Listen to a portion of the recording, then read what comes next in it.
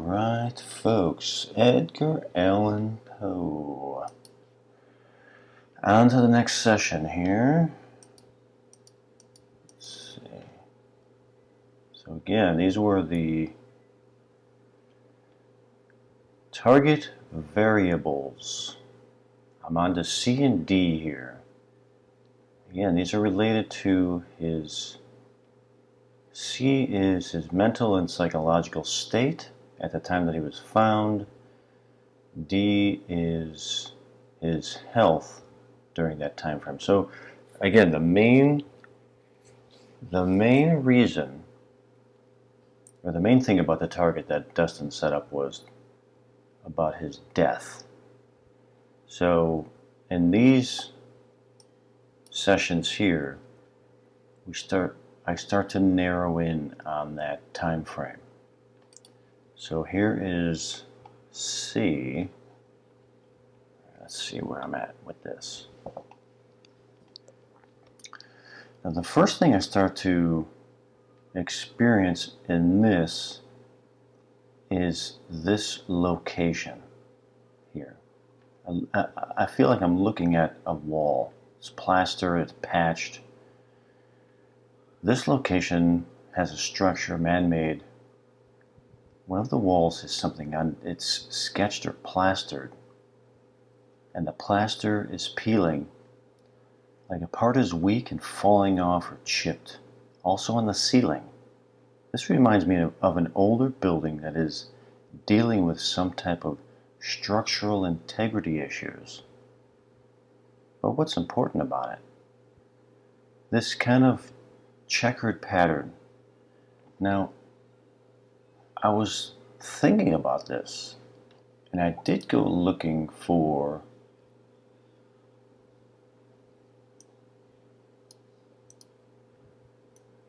his home, and I found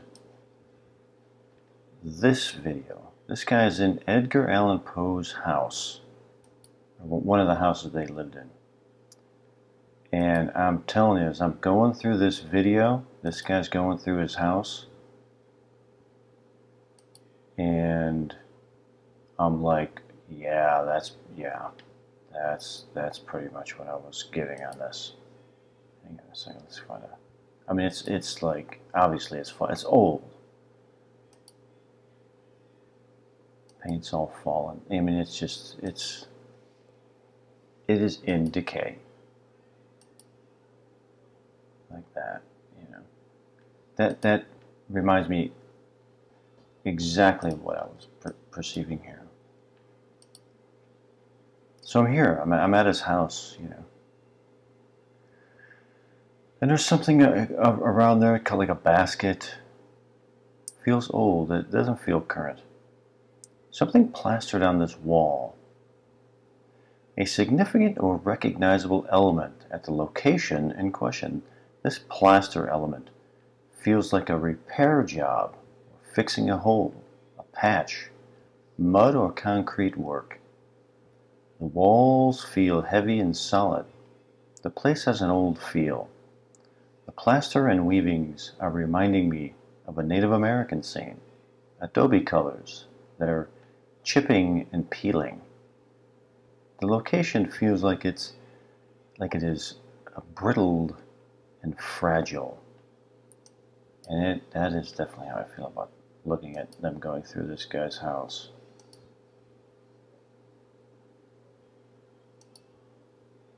Very brittled and fragile. But who knows how it looked at, when Edgar Allan Poe was living there. But it's pretty damn creepy looking, I must say. Especially down in the cellar here. And it's pretty creepy looking.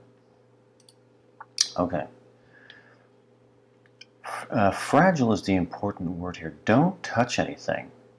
Don't disturb. My feeling of that is that in this session here, as I'm narrowing in on this location, even though it feels old, this could be the current perspective on this place. It's like is very brittle, it's very, very fragile. You can go into look at it, but you don't touch anything. Don't, just leave everything alone. Don't disturb anything. The area needs to be left undisturbed. The only way to understand the messages that are being left behind is to record them in their purest state, undisturbed. See, now this is very interesting to me because of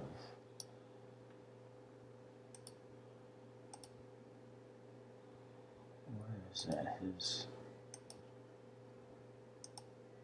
tendency to write in encrypted form here. In his cryptography, are there hidden messages in Eureka, which is his one poem that I referenced in the previous session? He was a cryptographer. He liked to write things in these ways that were very cryptic. The only way to understand the messages that are being left behind is to record them in their purest state, undisturbed. You cannot understand what they were saying if you jumble the messages, translate, decode, decipher. Man, it makes me think he has I think I had that in the previous session, or maybe it's in this one, where there's like hidden books, hidden papers. It's not difficult when you understand what to look for to take on the mindset of a translator. Everything then looks different. Or if you take on the mindset of a translator, then everything looks different. This individual is here to understand and decipher this place. It's a great work. How they write, how they explain, how they thought, and how they lived. Now, who is they? They may have been the characters, maybe. This individual then has to become the interpretation. That's an interesting statement there. But how? I can see this person sitting in the environment with these works, transporting themselves back into this environment and that time. I understand you. Also, I have deep respect for you. This would be thought. This would be said. And then here's the individual. This person is old and fragile. They're close to death, but willing to communicate. But communicate what, though, I wonder? Customs and ways of their culture and missions. But what missions? I pondered. Their travels and conquests. A mission is a destination, an exploration. To explorers, I understand you. Meaning that that's what this guy was saying.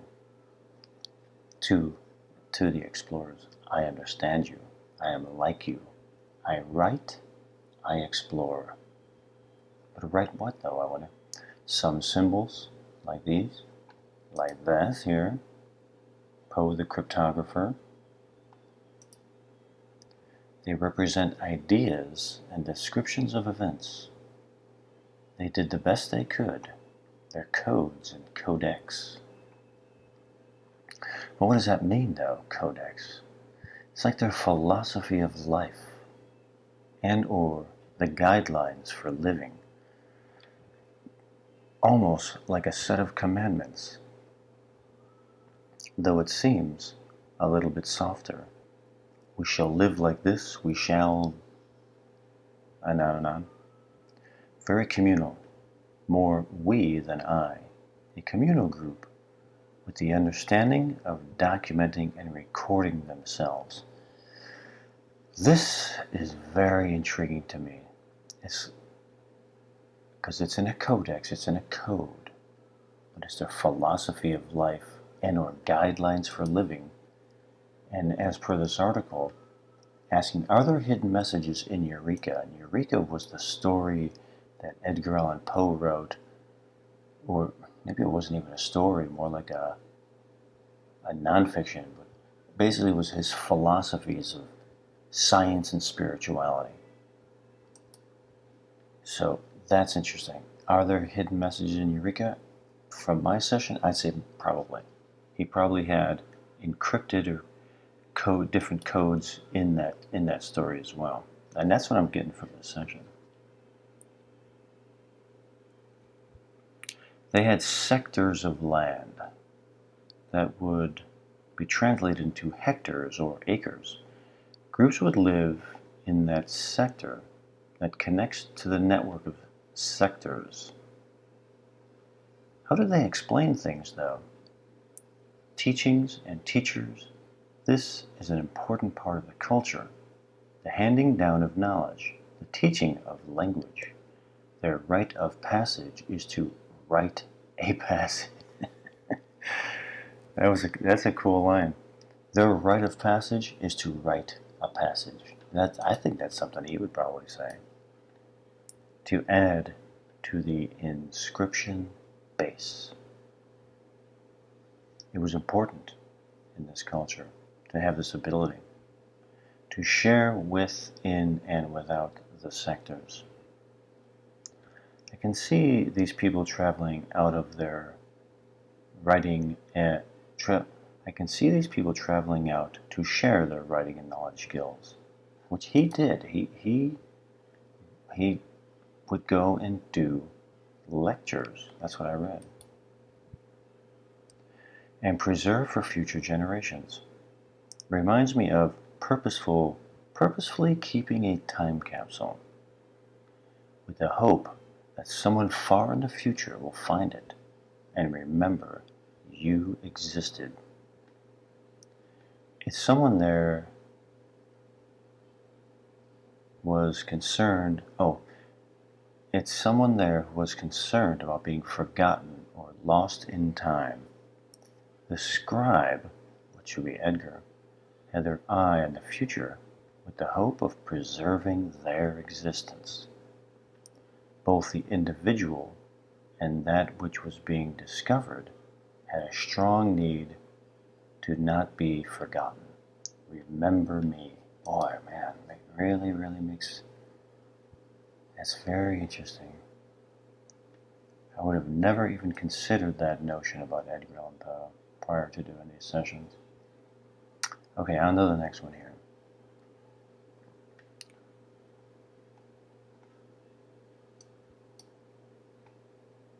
Okay, this is where I end up here.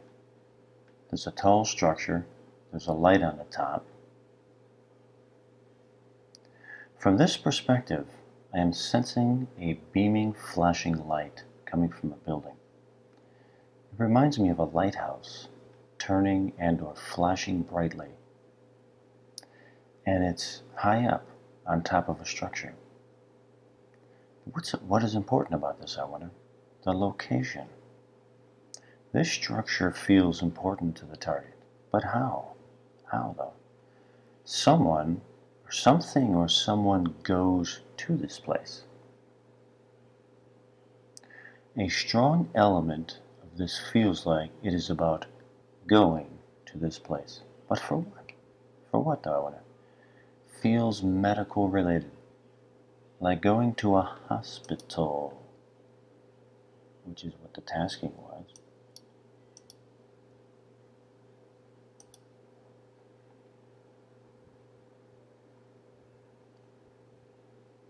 His health state on that date, the date that he got put to the hospital. Feels medical related, like going to a hospital. The flashing light is like an emergency or a warning light, like someone being brought to this place for or needing help. Now, he went to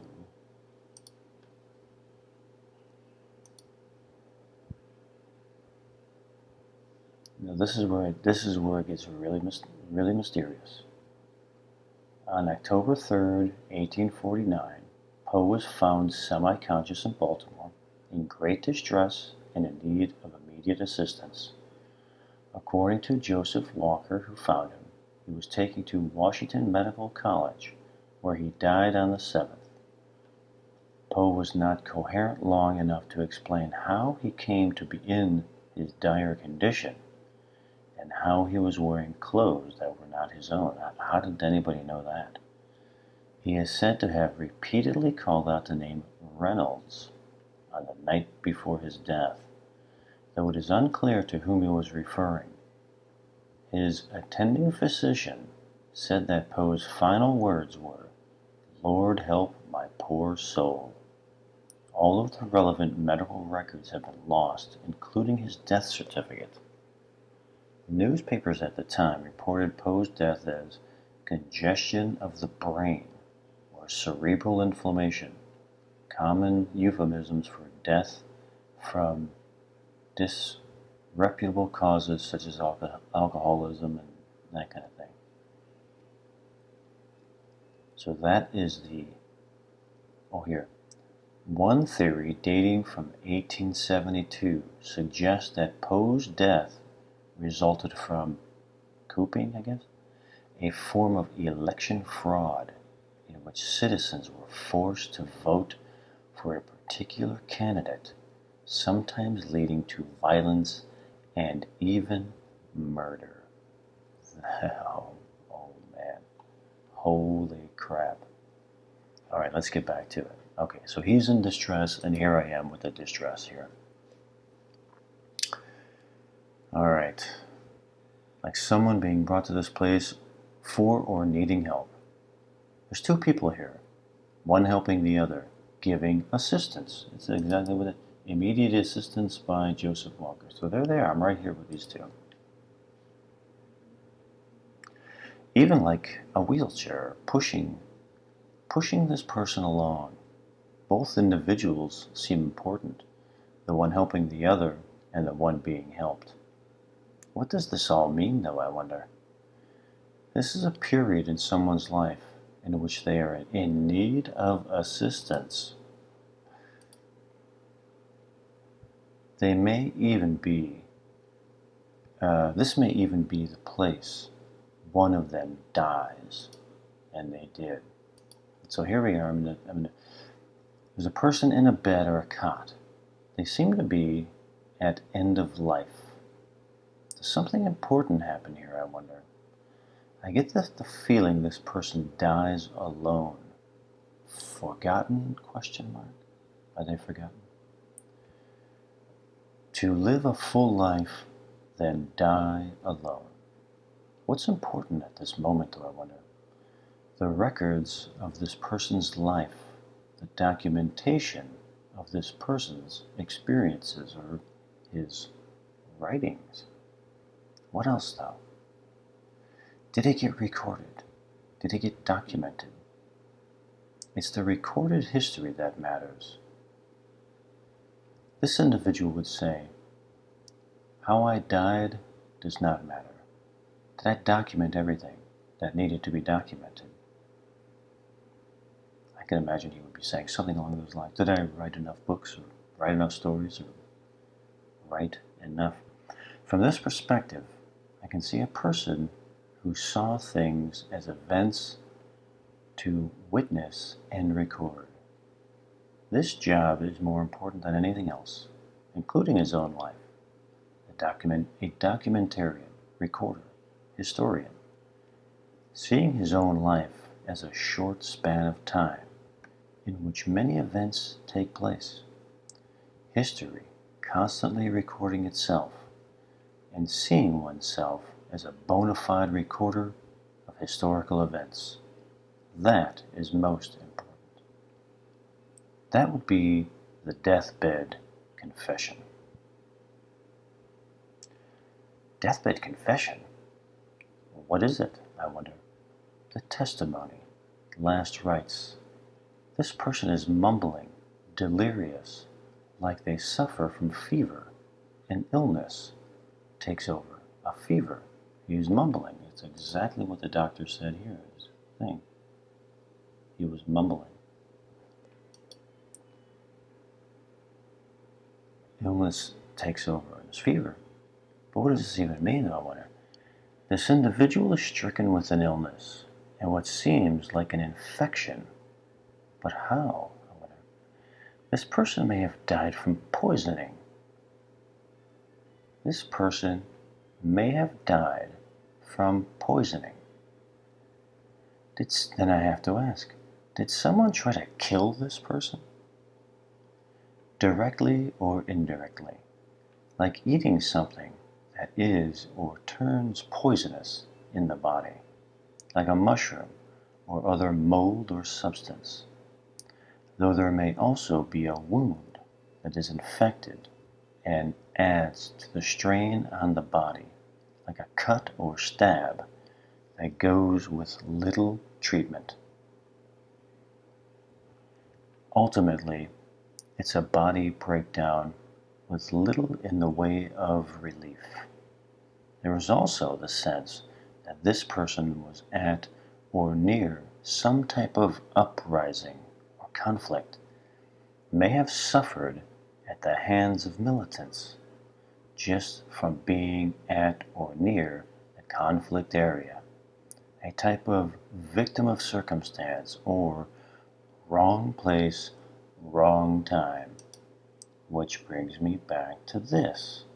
One theory dating back to 1872 suggests that Poe's death resulted from cooping, a form of electoral fraud in which citizens were forced to vote for a particular candidate, sometimes leading to violence and even murder.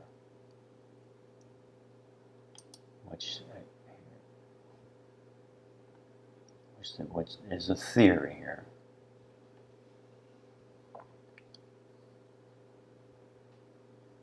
Let me read this. Cooping was a form of electoral fraud, often cited in relation to the death of Edgar Allan Poe in 1849, by which citizens were kidnapped off the street, forced to vote, often several times over for an election candidate. According to several of Poe's biographers, so-called cooping gangs or election gangs working for a political candidate would hold random victims in a room, like a coop, and ply them with alcohol or give them face beatings to get them to comply. Often their clothing would be changed to fool voting officials and vote multiple times. Or they could be given a disguise, fake wigs and stuff. Whoa, man. Other 19th century accounts do not relate to voter fraud, but instead describe press gangs using cooping to pressure recruits, blah, blah, blah, blah. Wow. That's amazing. That's amazing. That makes a lot of sense for this session. Wrong place, wrong time. A victim of circumstance here. There's also the sense that this person was at or near some type of uprising or conflict.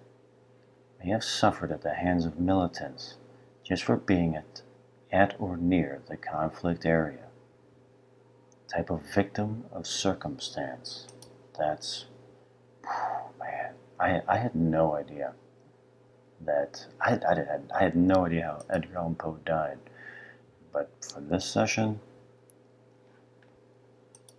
it may have been something left from this. Okay, I got one more session left, and that's coming out soon. Hope you find this interesting. I find it fascinating.